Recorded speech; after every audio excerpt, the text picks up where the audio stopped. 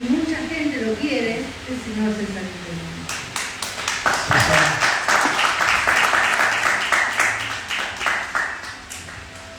Un gusto que estés compartiendo los congresos con nosotros. Y yo siempre digo que tengo uno arriba y tengo uno abajo, un gran amigo.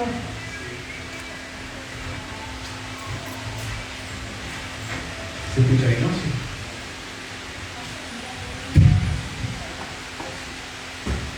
Si me siento acá, ¿sí? Si me caigo no pasa nada. Bueno, gracias por la invitación siempre, por tenerme en cuenta. Para mí la verdad es muy lindo venir porque siempre veo caras conocidas y que en algún lado, en otro lado siempre nos estamos cruzando, o a veces que visitan la Arcadia, otras veces nos encontramos por la techada. Así que para nosotros siempre es un gusto participar acá, así que agradecido soy yo que ustedes me tengan en cuenta. Así que bueno, no sé muchas veces por dónde empezar, porque no soy una persona que prepara nunca una charla. Trato de ir viendo las cosas que uno va sintiendo y en base a lo que va escuchando, trata de amenizar un poquito con alguna historia. Y esto tiene pro y contra, ¿no? Lo que uno tiene a favor por ahí que nunca hace una misma charla, y lo que es en contra es que uno llega al lugar y dice de qué vamos a hablar, porque no tenés nada preparado. Así que hoy sinceramente es un día especial porque se cumple ya un año de que Roberto no está, que como decíamos, no solamente era un gran amigo y un gran comunicador, sino que era un showman. El tipo terminaba el espectáculo, tiraba el centro, cabeceaba y atajaba hacia todo el mundo, ¿no? Entonces se lo extraña porque era un gran motivador y una persona que te dejaba siempre el pie para arrancar con una historia linda y te la hacía más fácil. Así que bueno, antes que nada de que se vaya dando un hilo de alguna historia, quiero recordarles alguna actividad que vamos a tener a lo largo de todo febrero, que también vamos a estar contribuyendo con nuestro granito de arena con el turismo de Capilla del Monte, y va a venir gente de muchos países, van a venir gente obviamente de otras provincias. Nosotros el día 10 de febrero, desde las 11 de la mañana hasta que pase el último visitante, vamos a estar haciendo unos bautismos de sanación templaria en el templo de María Magdalena, en la Arcadia. Para los que no conocen la Arcadia, es Camino Viejo, Capilla del Monte, San Marcos Sierra, exactamente a la mitad, unos 9 kilómetros de la ruta 38, ahí van a encontrar ya una entrada que dice Arcadia, y a los 50 metros va a estar el templo mayor de María Magdalena, el templo Mangala, y ahí van a estar todos los templarios que van viniendo de distintos países, que se van turnando, y que son sanadores, y van a estar haciendo una experiencia muy linda y motivadora, que se hace todos los años. De hecho, hace 15 días hicimos el primero del año, del 2024, pasaron cerca de 2.000, 3.000 personas, todas con sus historias, todas con algo que sanar, no solamente desde lo espiritual, sino desde lo físico. Y como decía Jesús, ¿no? Tu fe te ha sanado. No hay manos santas, no hay nadie que haga magia. Es la fe de las personas que deposita a veces en una estampita, en un rosario, en una persona, en un lugar, en una estatua, su fe. Y de la noche a la mañana esos milagros pasan. Y contarles que esto no es solamente que pasó este año, sino el año pasado tuvimos un evento muy grande ya con la comisión del Padre Pío desde Francia, llegada también, y se hizo también un trabajo. Casualmente me acordaba porque hablaban todo el tema del agua, y ese evento se llamó el agua de la vida. Más de 5.000 personas pasaron en 4 días, y la verdad que a veces se cree lo reventar, ¿no? Porque se tuvo que hacer un grupo para que todas las personas pudieran manifestarse todas las curas milagrosas que hubo, de los cuales nosotros nunca hicimos publicidad, ni siquiera hemos publicitado el grupo ni nada, pero son miles realmente a lo largo de todo este año, porque no es que hubo uno solo también. Pero a mí me tocaron dos cosas, dos casos que les voy a contar ahora. La primera fue una señora que yo estaba en un costado mientras la gente del Padre Pío, los templarios y otras personas que vinieron de España y demás, que eran todos sanadores, entre comillas, porque siempre decimos, tu fe te ha sanado, como intermediarios.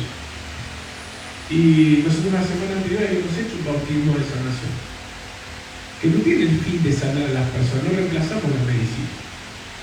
Lo que tiene el fin casualmente es de hacer un disparador en la parte más profunda del ser humano, que es donde está la chispa que nos conecta a todos con la creación. Y si todos creemos en esas palabras que decía Jesús de Nazaret, que el templo de Dios está entre nosotros y dentro de nosotros, entonces si nosotros tenemos la posibilidad de apretar ese botoncito interruptor dentro de cada uno para que active su autodefensa, su autocuración, su autosanación, bueno, ya está, el trabajo está hecho. Y evidentemente es lo que hacemos bien, porque está a las claras. Pero esto me choqueó porque mucha gente te viene y te dice, yo me curé, me pasó esto, no lo tengo más. Y sí, seguramente. Y si nosotros lo hubiésemos curado, nos hubiésemos acordado quién era. Y yo digo, tranquila, no hay nada que agradecer, nosotros no fuimos, fuiste vos, porque si yo supiera que te curé, sabría que te curé. Y sin embargo, yo no sé que te curaste, ni siquiera sabía que estabas enfermo. Entonces, esta cosa de poder desmitificar, de poder quitarle un poco la mística y la magia a algo que es tan científico, como que cada uno puede enfermarse y puede autocurarse. Entonces ahí estamos hablando de otra cosa. Y esta mujer viene con la historia clínica. Una historia clínica iba con el cáncer declarado, tercera sesión de quimioterapia. Y justo le digo, mirá, yo no fui, le digo, tu fe te ha sanado, hoy los chicos que están acá, le digo, no, esto fue la semana pasada, me dice, no, hace 15 días, me dice. Esta fue la sesión de la semana pasada, que ha sido en realidad 15 días. Y le digo, en el bautismo, sí, en el bautismo me curé, no tengo más cáncer, y acá traje la historia clínica, y yo no le di mucha importancia, porque digo, bueno, está agradecida y no tuvo nada que ver con esto. Y agarra e insiste, así que tuve que llamar a uno de los médicos, porque dentro de nosotros tenemos muchísimos médicos de distintas disciplinas. Así que bueno, uno de los médicos se acercó para leer la historia clínica y efectivamente el médico la mandó a decir, andá y agradecé en el lugar donde estuviste, no me cuentes dónde estuviste. No me importa, andá y agradecé. Bueno, vino, leyó la historia clínica, no solamente no tenía más cáncer, sino que no tenía rastro de la quimio. Estaba enloquecida, porque yo no le daba importancia, pero no por mandar nada, sino porque yo soy muy tímido. A pesar de lo que piensa la gente, que no lo soy, porque uno siempre está en contacto con la gente, a mí es como que me abrazas enseguida y ya es como que, bueno, listo, tenés razón, y me cuesta un poco salir de eso, ¿no? Entonces, bueno, me quedé sinceramente conmovido porque ahí tomé profunda dimensión de todo lo bueno que uno puede ser, pero también lo malo que se puede ser. Porque así como nosotros no cobramos un centavo, todo lo hacemos ad honor, todo lo hacemos al servicio de la comunidad, y que lo quiera creer lo cree, que no lo cree también importa un pepino. Hay un montón de gente que hace lo mismo, pero sí lo usa para lucrar, sí lo usa para mentir, sí lo usa para desprestigiar. Entonces me vienen a la mente muchas cosas que han pasado en Capilla del Monte. En Capilla del Monte se han tejido muchísimas historias fantásticas sobre el fenómeno OVNI, sobre el fenómeno de las luces, porque no necesariamente tiene que ser lo mismo. Son un montón de cosas que son reales en Capilla del Monte, pero se hicieron historias mentirosas, se mintieron sobre historia para engrandecer un fenómeno que ya por sí no necesitaba la mentira para ser verdad. Entonces no había que mentir para demostrar algo que ya existía. Y en esto me vino a a la mente esto que pasaba, ¿no? De tanta gente que se juega con la fe de las personas y especialmente con la necesidad. Y cuando una persona está enferma, me parece extremadamente cruel. Por eso nosotros siempre aclaramos, acá no hay manos santas, acá no hay nadie que te cure. Como decía Jesús, tu fe te ha sanado. Nosotros ni siquiera sabemos ni nos acordamos si estaba enfermo o si estaba sano. Ahora, ¿te sirvió? Buenísimo. Misión cumplida. Lo nuestro no pasa por sanar a nadie. Pasa por, a través de cuestiones quizás más energéticas, a veces disparar internamente lo que la persona tiene dormido, que es esa chispa que hace la magia. Para bien y para mal. Por eso también tenemos construidos ese otro templo que tiene que ver con la, como decía Tesla, con la vibración, con la frecuencia, con la armonía. Hoy en día hay armas sónicas, ¿no? Entonces el sonido sana y también enferma. Entonces si uno sabe a cuánto vibra cada uno de sus órganos, cuál es la frecuencia interna de cada uno de esos órganos, y uno aplica esa frecuencia a ese órgano va a vibrar, es como afinar un motor, va a vibrar exactamente en la afinación que le corresponde. Y eso le va a traer a ese órgano, y esto es literal y está comprobado por la ciencia, le va a traer a ese órgano un funcionamiento como corresponde y correcto. Si nosotros tenemos un motor de 4 cilindros y lo usamos en 3 cilindros porque le ponemos combustible malo, va a andar hasta que deje de andar. Pero si le ponemos la nafta que corresponde y en la afinación están andando los 4 cilindros como corresponde, el autito le va a durar seguramente 10 añitos más. Y lo mismo pasa con nuestros órganos internos. Si lo sabemos cuidar, si le damos la alimentación que corresponde, si lo hidratamos como corresponde, nos va a durar un par de añitos más. Y si bien nosotros, dentro de nuestra filosofía, cuando siempre me refiero a nosotros, hablo de los templarios, creemos perfectamente que todos tenemos un tiempo final, que el día está decretado para cada uno de nosotros. El problema es cómo llegás ese día. Podés llegar hecho pedazo lleno de enfermedad, o podés llegar fuerte, con energía, saludable. Y ahí nosotros hace muchísimos años empezamos a hablar por el mundo del agua del mar, cosas que por ahí se fueron haciendo más populares en los últimos años. Pero también dentro de nuestras fundaciones en Europa y demás somos los que más estamos haciendo para que la Comunidad Europea, especialmente lo que sería el equivalente a la FDA de los Estados Unidos, la que regula alimentos y demás, estamos trabajando fuertemente para que no pase más de 5 años para que el agua de mar sea declarada de venta libre, pero como alimento. Hoy en día el agua del mar no se vende como alimento, se vende como agua. O la farmacéutica le decís, me voy a bañar en el océano, y te dicen, es espectacular, es lo mejor que te va a pasar, la piel, la hidratación. No, pero me la voy a tomar así como viene del mar y te sacan los yugulares. Obvio, porque desaparecerían muchas de las enfermedades. Entonces, si uno quiere energía, la energía te la da la sal. No hay otro elemento de energía. Entonces uno cuando compra un energizante, el energizante va a tener exactamente los mismos componentes que va a tener el agua del mar, pero lo va a reemplazar por azúcar. Y el azúcar es un energizante poderoso, rápido, pero que se cae enseguida su potencia. Entonces tiene un shot insulínico que te va a subir la insulina para arriba, te vas a sentir con un montón de... pero todo el daño que te va a provocar ese shot insulínico, y lo que va a tardar en producirse es un montón, mientras que el agua del mar no te va a provocar ningún shot insulínico y te va a duplicar la energía inicial que te va a dar el azúcar. Ni hablemos como alimento, con todos los fitonutrientes que tiene, ¿no? Entonces, claro, la industria va a ir en contra de eso, y la industria va a ir en contra de todo. El sistema nos va a llevar a ir en contra de todo, al punto tal que hoy si vamos a un supermercado, el 90% de los alimentos están ahí casualmente para enfermarnos. Entre el 90 y el 95% de los alimentos de un supermercado es exclusivamente para enfermar, empezando con los aceites vegetales. El único método que hay para tratar el aceite vegetal en la casa es agarrarlo y tirarlo a la basura. No hay otro método. Usted tiene un aceite vegetal de girasol, llega a su casa, tírelo.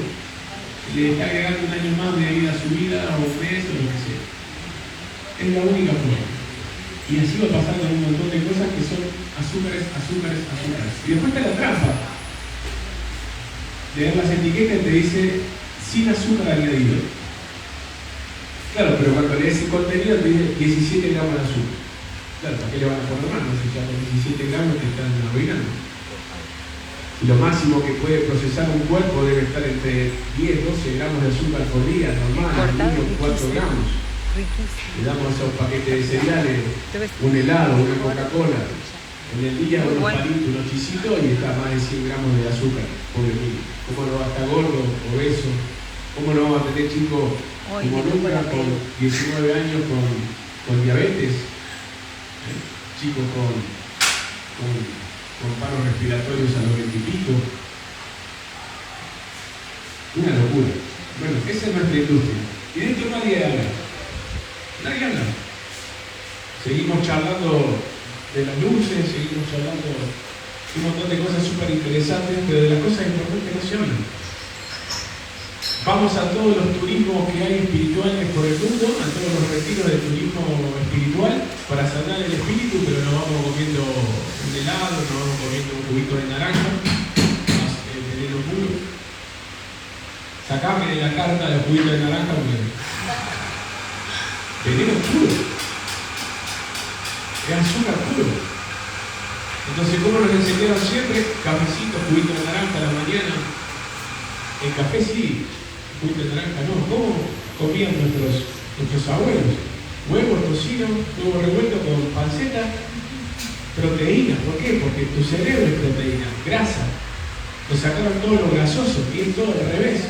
Cuanto más grasa tenga un alimento, más saludable es. El queso, los quesos duros, no, el queso blando, cuanto más grasoso, mejor. Tu cerebro, 90% grasa, se alimenta de grasa, se alimenta de proteína. Apenas te levantás, el cerebro necesita hacer 400 funciones. ¿Con qué lo hace? Con proteínas. ¿Qué proteína le estamos dando? Una factura, con dulce de leche en la mañana y unos mates. ¿Qué tiene de proteínas? Nada. Semillitas por todos lados. Eso para el pájaro. La banana, potasio, eso para los monos. Te lo dice cualquier médico importante hoy del mundo, que no solamente es médico, sino es nutricionista, porque ahí está la diferencia. Si el médico no estudia para ser nutricionista, es un médico a medias, es un médico que solamente te sirve si tu enfermedad ya está declarada y lo único que va a hacer ese médico es recetarte un fármaco para combatir esa enfermedad mientras te genera 3 o 4 extras para dentro de 2 o 3 años para seguir teniendo clientes. Entonces, nos cambiaron hace 50 años la pirámide alimentaria. Nos pusieron abajo todos los carbohidratos habidos por haber y la proteína arriba, chiquitita, nada.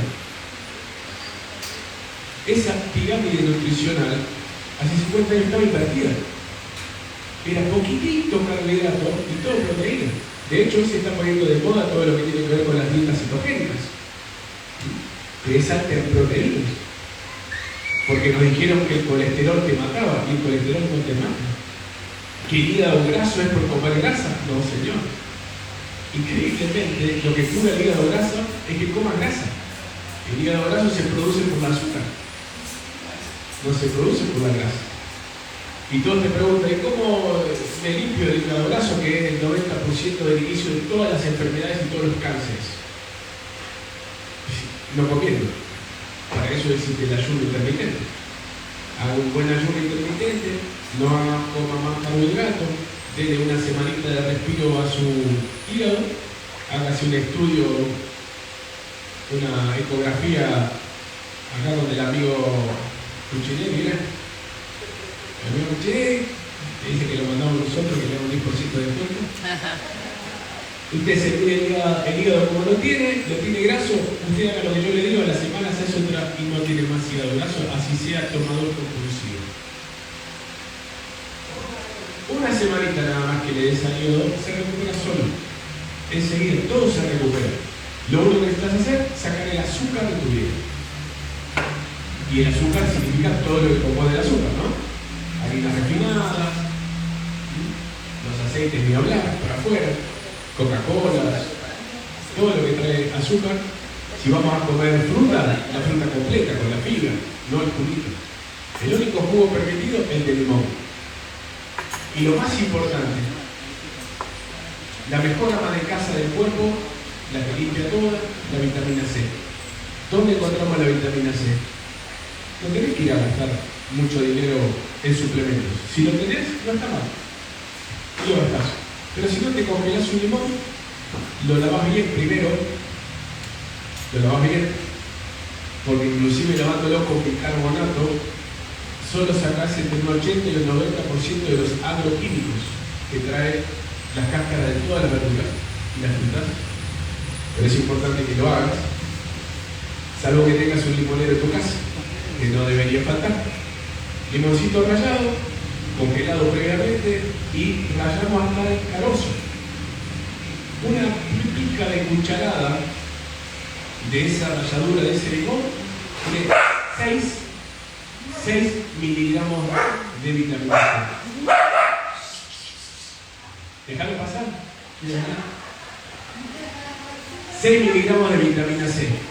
Lo recomendable para el cuerpo humano, 3 miligramos por día. Y con eso empieza tu limpieza. Congelado, y lo rayás porque te va a ser más fácil, pero completo. Al hacerse una masa, no diferencia entre zona blanda y zona dura. Rayas completo. Y a eso se lo puedes tirar al té, a una comida, a una salsa, a una ensalada. Pero siempre recuerdo, lo importante es la proteína. La semillita para los pájaros, la banana para los monos. Es así. Nosotros, Dios invirtió cientos de miles de millones de años en este pueblito.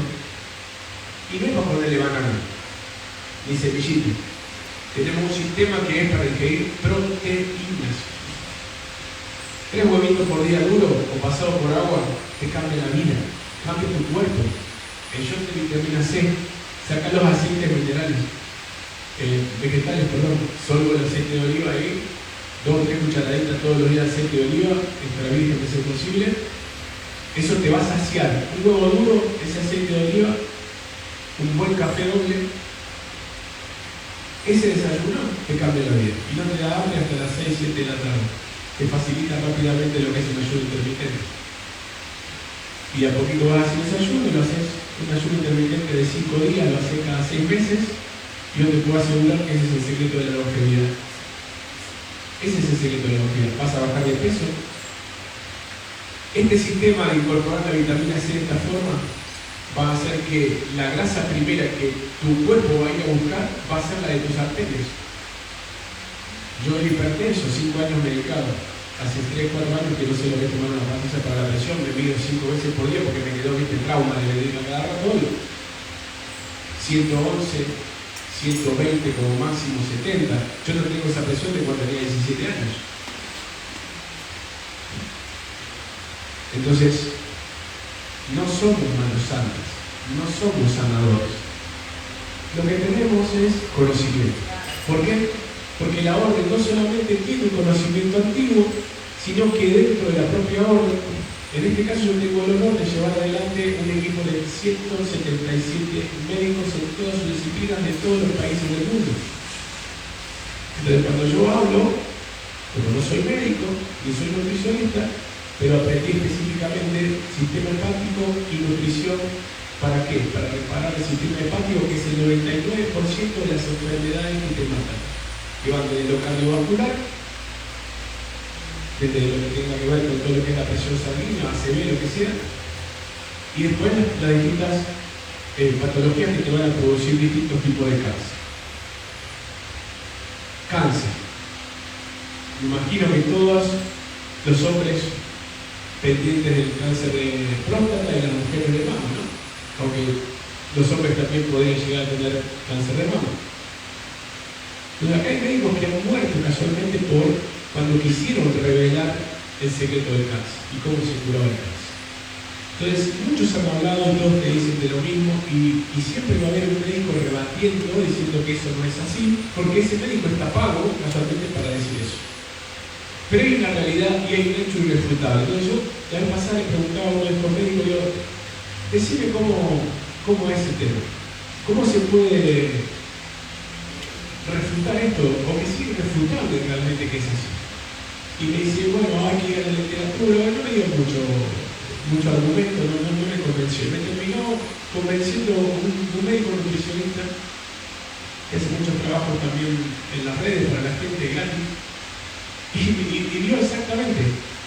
El tipo puso un vaso con un jugo radioactivo, con jugo de naranja radioactivo, ese que le dan a tomar a las personas para cuando van a hacerle un estudio para saber si tiene cáncer o dónde está el tumor. ¿No? Después le hacen, ¿cómo se llama cuando lo meten adentro del...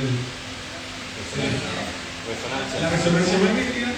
Entonces, para saber que esa resonancia detecte dónde está el tumor, meten ese líquido alto en azúcar. De tal forma que es 1000 veces más dulce que un jugo de naranja. Entonces, ¿qué hace la célula cancerígena? Automáticamente lo que ingresa eso al cuerpo lo chupa todo y va exactamente donde está el tumor. Entonces, el estudio sale perfectamente donde están los tumores porque el azúcar fue rápidamente donde está el tumor, porque la célula cancerígena solo se alimenta de azúcar. Entonces estos médicos, algunos de ellos han fallecido o no fallecieron, algunos de ellos así fue. Iba a sacar un libro casualmente de un tratamiento para curar todos los cánceres, que era exactamente la eliminación perfecta, sistemática y por etapas del azúcar en todas sus formas. Y él lo vio con un montón de pacientes que eran casos terminales y se recuperaron y los cánceres murieron. Y él es el que descubrió que la enzima de la vitamina C y la del azúcar eran la misma. Entonces, la célula cancerígena,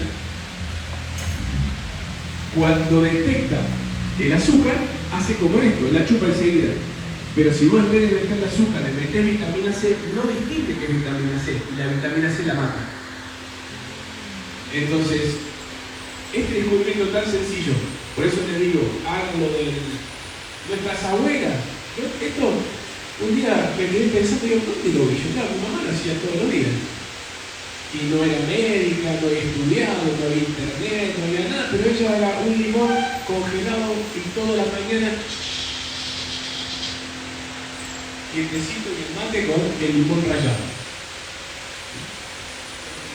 Pues estas son cosas ancestrales, son cosas ancestrales, y que la medicina lamentablemente olvidó, pero la nutrición no.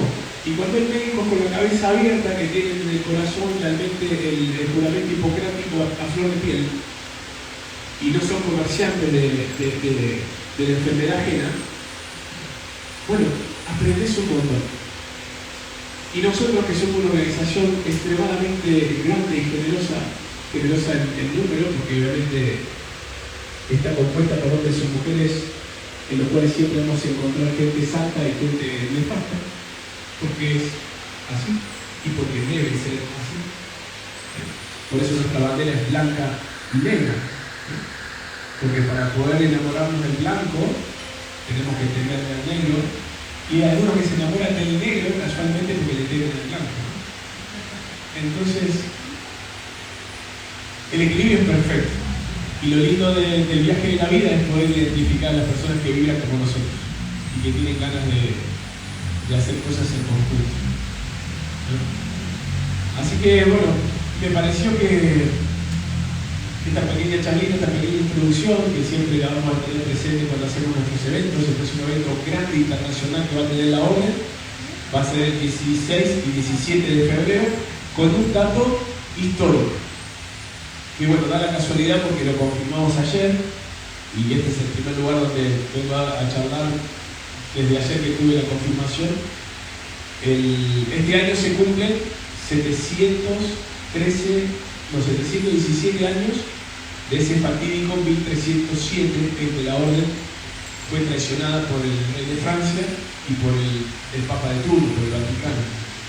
Desde esa fecha la orden pasa a la clandestinidad. O sea que desde esa fecha hasta febrero, hasta el 17 de febrero del 2024, se van a cumplir exactamente 717 años que la Orden del Temple no desfila por una ciudad en conjunto con un ejército soberano de un país. Y en Capilla del Monte se va a dar eso.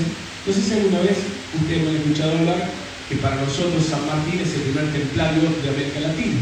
De hecho, lo tenemos documentado.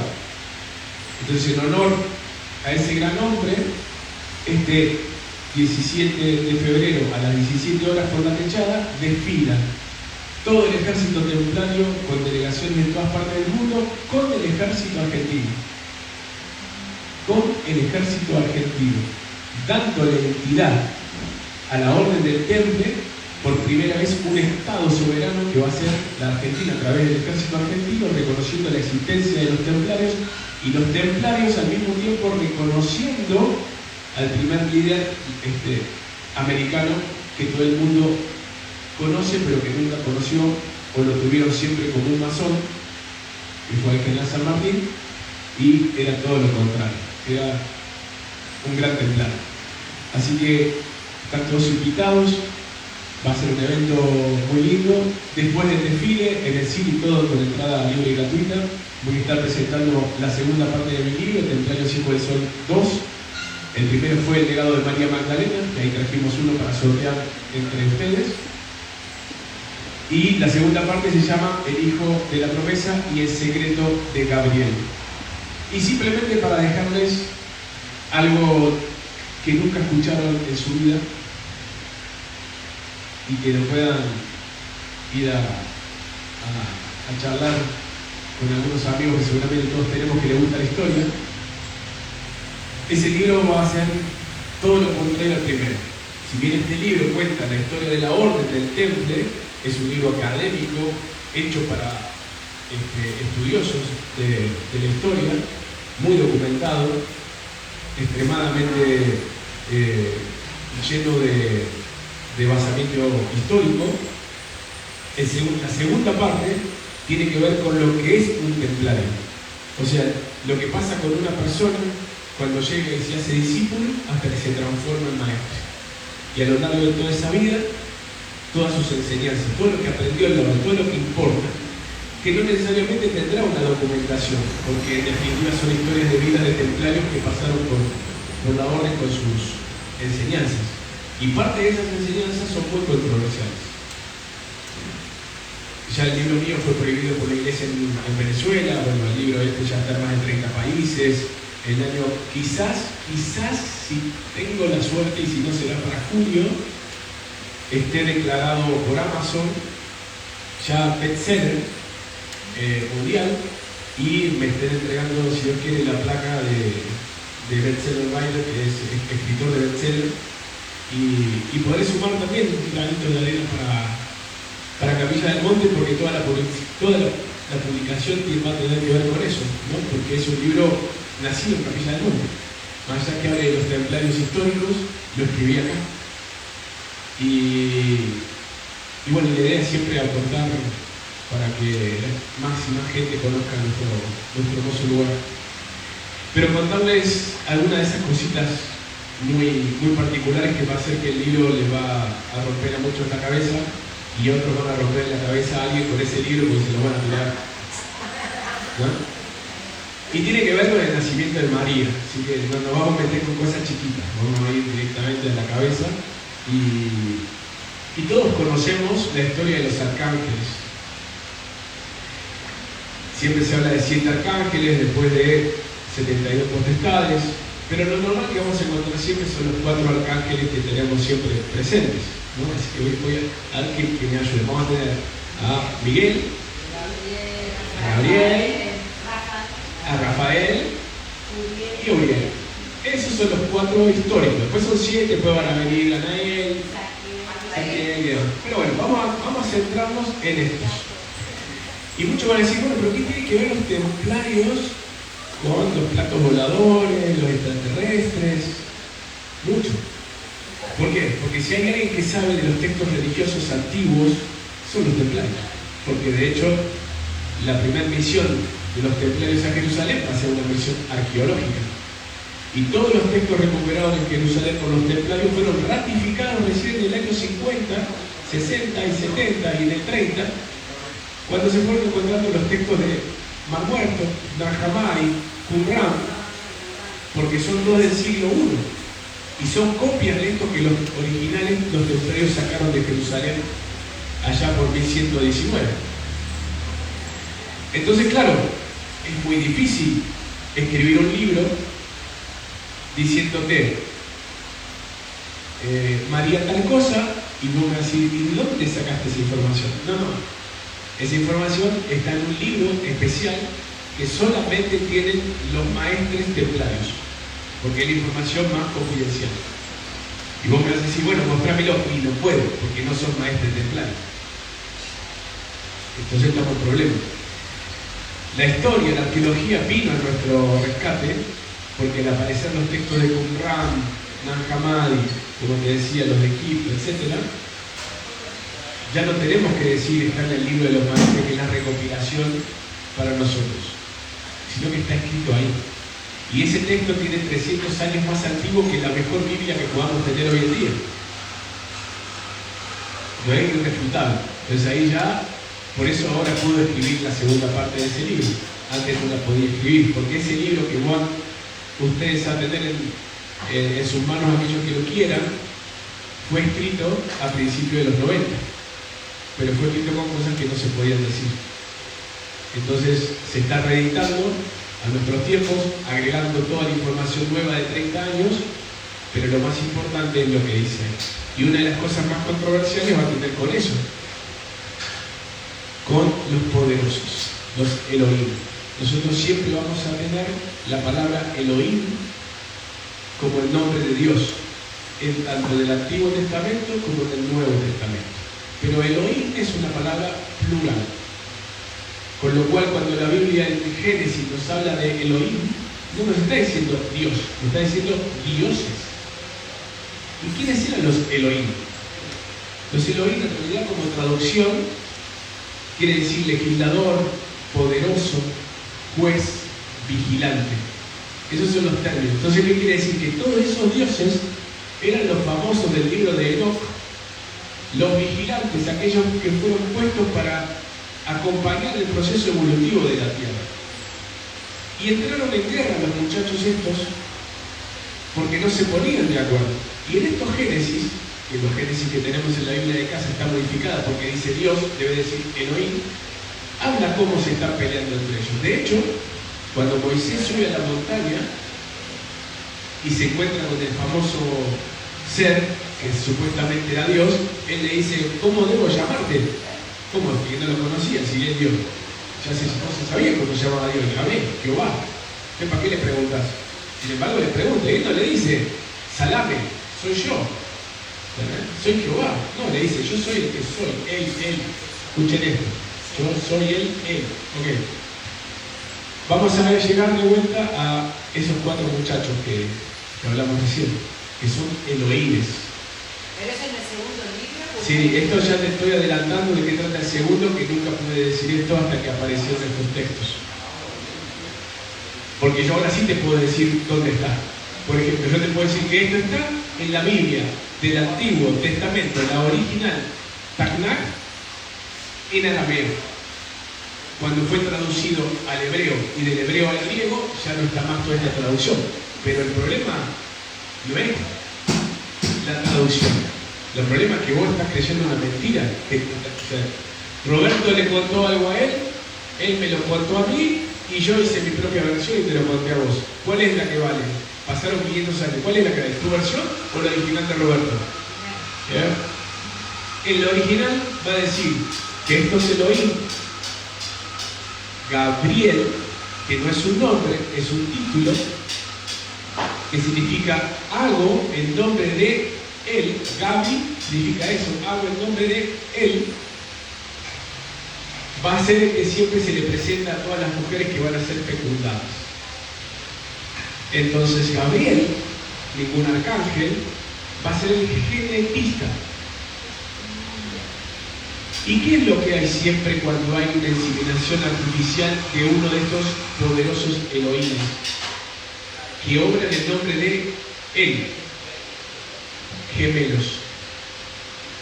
Por eso en esos textos, cuando va a hablar en la etapa, ahora sí, de Jesús, ya no del Antiguo Testamento, esos mismos textos nos van a contar por qué Jesús tiene un gemelo que va a ser Tomás, Dídimo. Porque el nombre no es Tomás, es Dídimo. Tomás significa gemelo. Es como decirle, el gemelo de Roberto. César es el gemelo de Roberto. Estamos ahí. ¿Sí? Entonces, claro, te vas a encontrar con una cuestión que te empieza a cerrar por todos lados. ¿Por qué se hablaba de que Jesús había ido a la India y no había muerto en la cruz? Y que había formado una familia y eran igual, bla, bla, bla. Tomás. ¿Por qué hay unos textos que dice Jesús, pensar que creen que me están crucificando a mí? Tomás. ¿Por qué en ese texto dice que la piedra del sepulcro vienen dos hombres iluminados? Lo dice Pedro, lo escribe Pedro, que le cuenta a un romano, uno de los que estaba ahí presencial. Dos hombres iluminados grandes corren la piedra y sacan al que estaba adentro, porque los romanos ni sabían el nombre de Jesús, que apenas podía caminar, y se lo llevan. Y entonces tenemos que el papá de Jesús es Gabriel, no Dios Todopoderoso Padre. Lo mismo va a pasar con Juan el Bautista. Y lo mismo va a pasar con un montón de dioses griegos y romanos que todos son inseminados por un poderoso y todos tienen la misma condición de Jesús. Nacen el 25 de diciembre, Jesús no nace el 25 de diciembre, pero los ponen todos en el mismo día. Nacen de una virgen y todos son crucificados y resucitados en el tercer día. El modus operandi desde la India, desde el Oriente, desde el Medio Oriente, desde la Europa, es exactamente el mismo relato, no importa la cultura. Y después nos vamos a ir a otro, a Rafa. ¿Y qué hacía Rafael? El médico.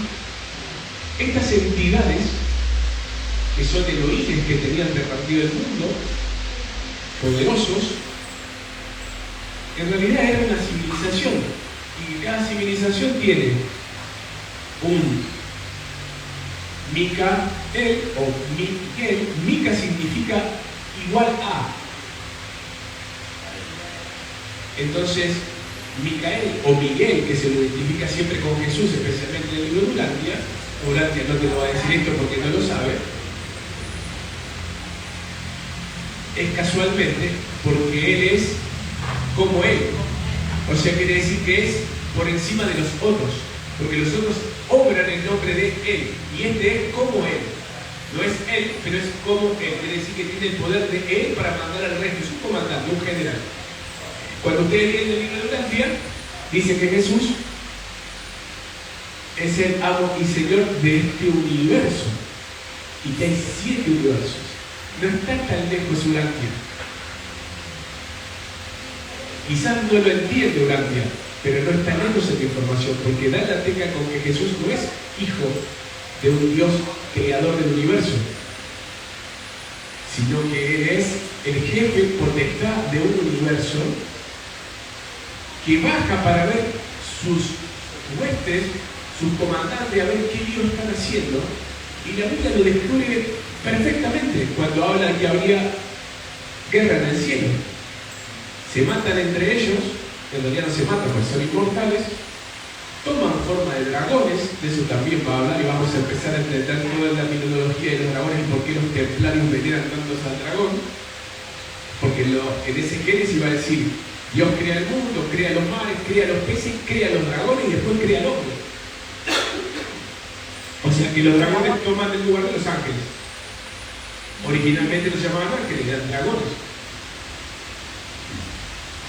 Entonces, vamos a tener en esos textos religiosos, por ejemplo, hablando de Yahvé, de Jehová.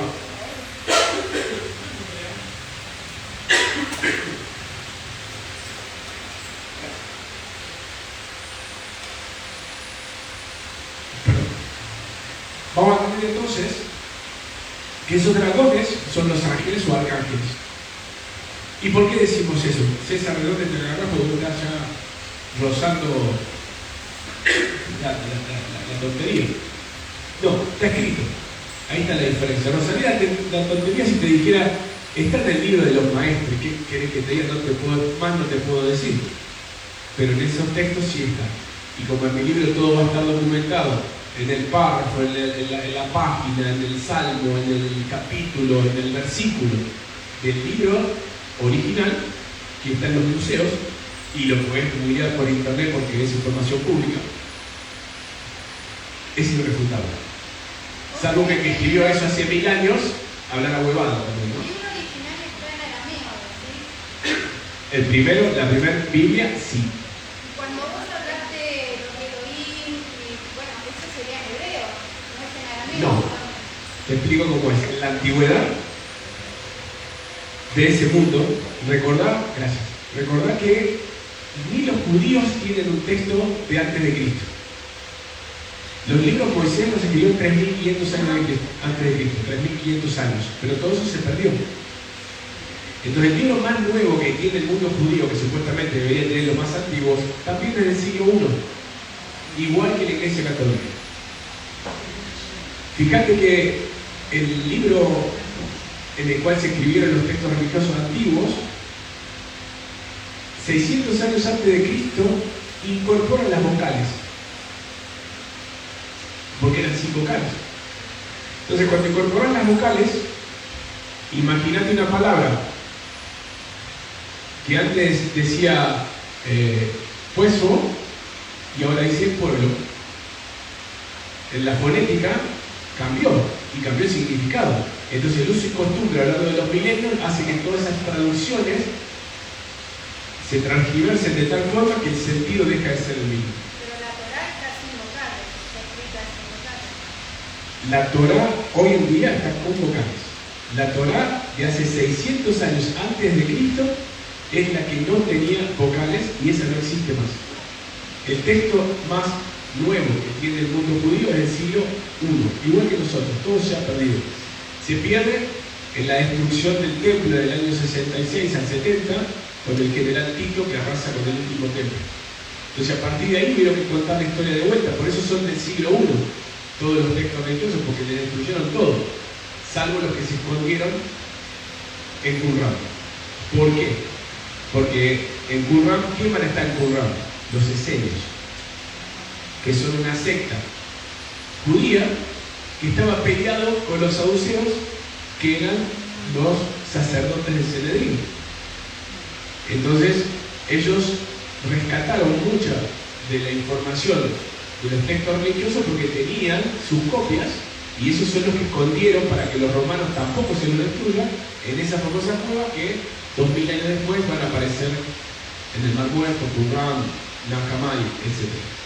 Pero volviendo a los dragones,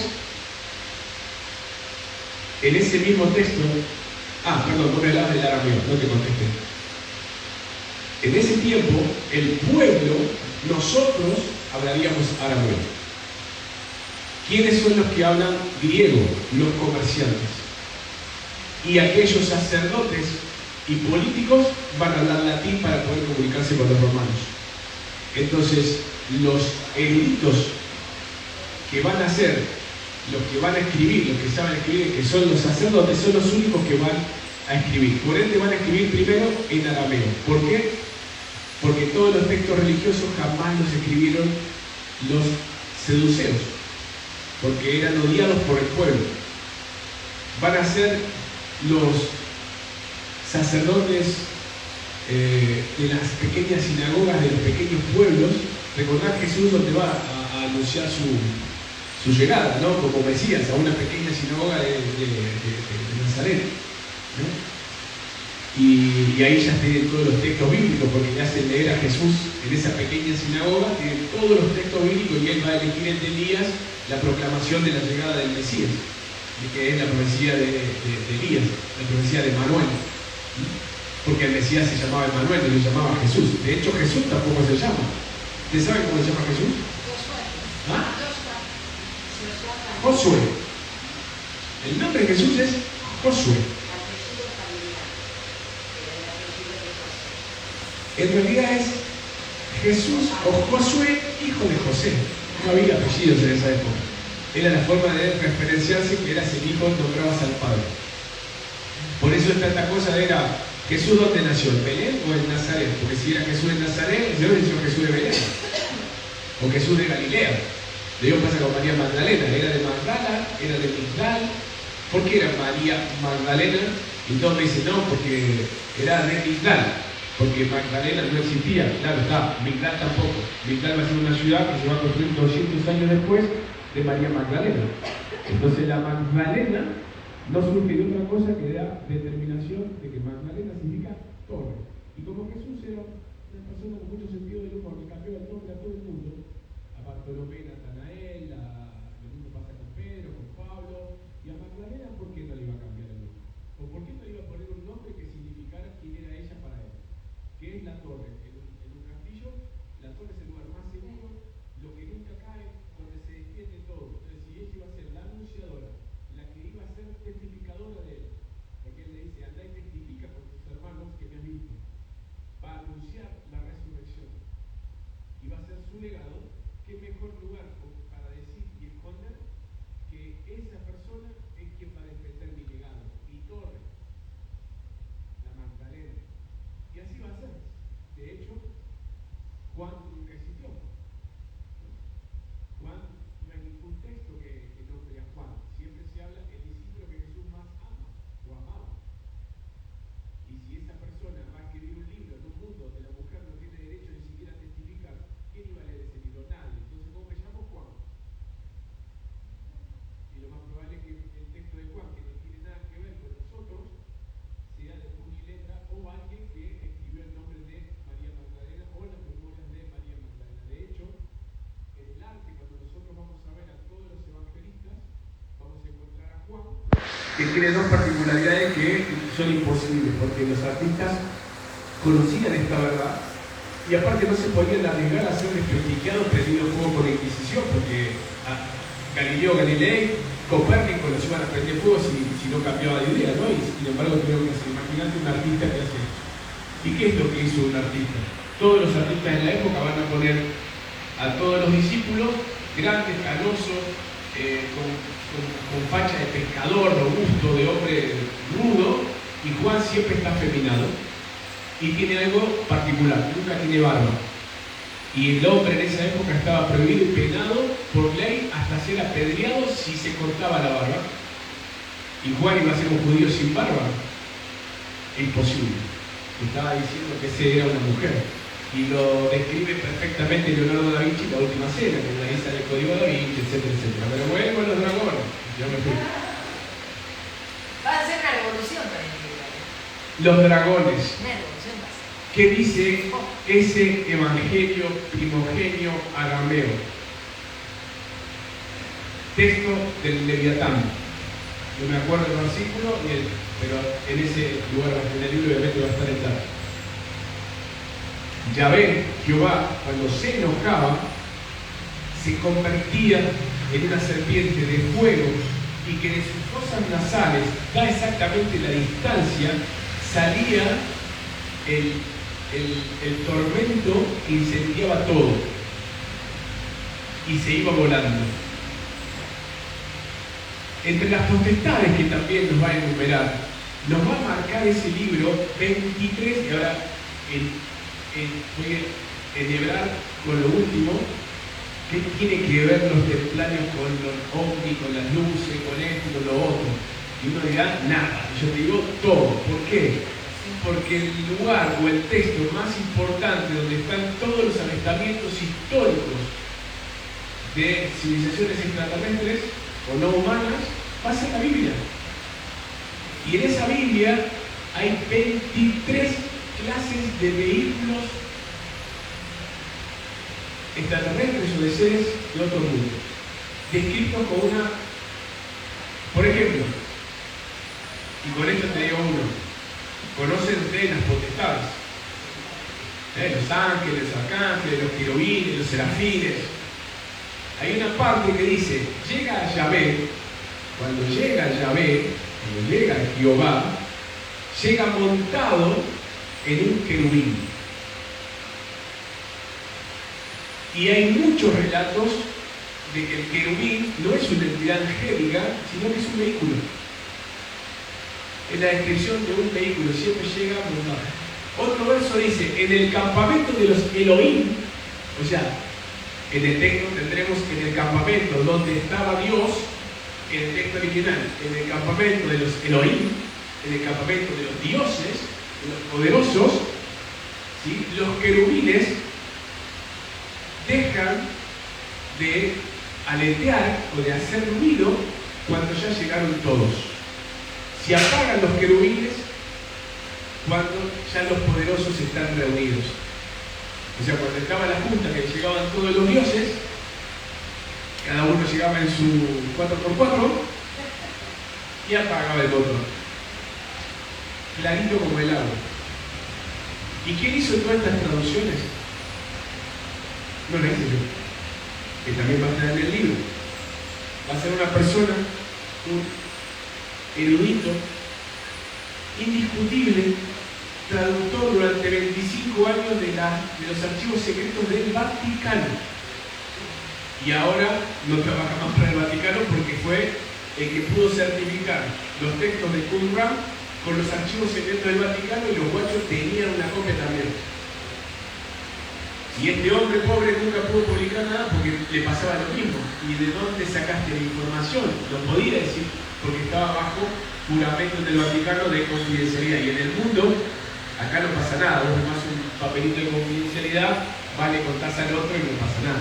En Europa vas preso, ¿no? Y te sacan tu licencia, ya te arruinan. No pasás de ser con nadie si rompes un contrato de confidencialidad. Y menos con el Vaticano, ¿no? Con el Vaticano, se llama Vaticano por la misa Vaticana. Exactamente. Y está que era la diosa del inframundo. Bueno, todos esos son llamados los poderosos, los Elohim. De esto va a tratar la segunda parte y nos va a contar, por eso llama el secreto de Gabriel, porque nos va a llevar desde el inicio de Génesis hasta el año 2016, en el cual se encuentra un artefacto que le pertenece a Gabriel, que es un arma de destrucción masiva, y que esto no es chiste, esto es verdad. Estaba oculta en una mezquita, como el arca de la alianza estaba oculta en otra área. Esta no es un arca, es un objeto que no es de este mundo, y tuvo que juntarse los tres patriarcas de las tres religiones más importantes, la parte judía, el patriarca ortodoxo y el Papa Francisco, para ponerse de acuerdo, sacarlo de ahí y llevarlo a un lugar donde quede lejos de las manos del hombre. Esa parte podrán creerla o no podrán creerla, pero va a estar la información de la fecha, el día, la flota, los capitanes de cada uno de los barcos que llevaron el artefacto y a dónde lo llevaron y dónde está ahora. En el tercer libro, porque es una trilogía. ¿Cuándo sale? ¿Cuándo sale? Y termino este y empiezo ya con el último. El segundo ¿cuándo sale? Julio. Todo está escrito, en realidad hay que ponerse a hacer toda la compilación. Así que bueno, si tienen una pregunta, con todo gusto soy todo de ustedes, y si no, con esto ya dejo paso al próximo colega que tenga uso de la palabra.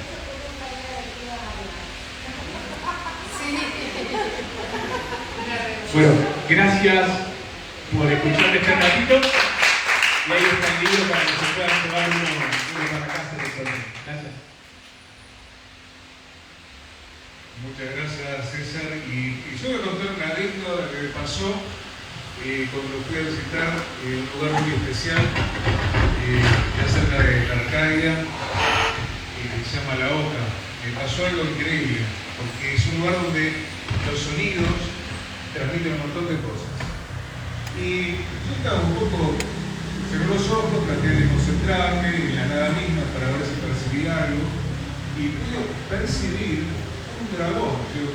Yo Qué bárbaro, o sea, como que ir funcionando una prueba, pareció un dragón que vine, lo veía tan líquido como lo estoy viendo ustedes. Yo digo, ¿qué es esto? Y lo tenía a César cerca y le pregunté, César, ¿qué pasó? ¿Tiene algo malo? ¿Es algo siniestro? Me dijo, no necesariamente, es algo bueno. Y ahí me quedé más tranquilo.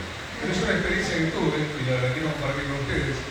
Y realmente les recomiendo, si tienen un tiempo, se acerquen a primero conocer la Arcadia y después el AOCA, que es un lugar muy especial donde los sonidos suenan de otra manera. Es un lugar donde vos podés concentrarte en vos mismo y descubrir un montón de cosas. Yo descubrí eso y me llamó la atención y realmente, bueno, no era nada malo, al contrario.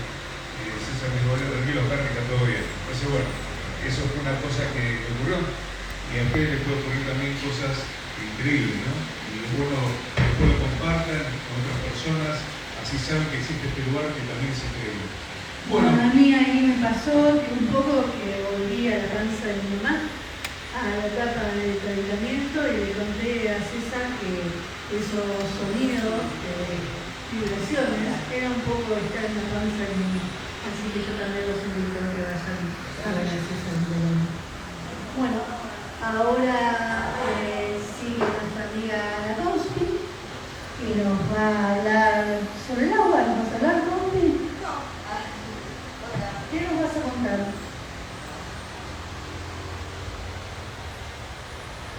Hola a todos, yo soy Cospi777, me pueden seguir en Instagram, en YouTube, en TikTok, y hago videos de despertar de la conciencia también. Y bueno, el video que voy a presentar ahora es un video acerca de la vibración. Todos estamos vibrando en distintas frecuencias y todo lo que existe es medible. Todos los objetos tienen una vibración, lo que comemos, lo que olemos, la música, todo tiene una vibración. Y en este video les presento qué frecuencia estamos vibrando nosotros junto con las cosas. Así que espero que lo disfruten.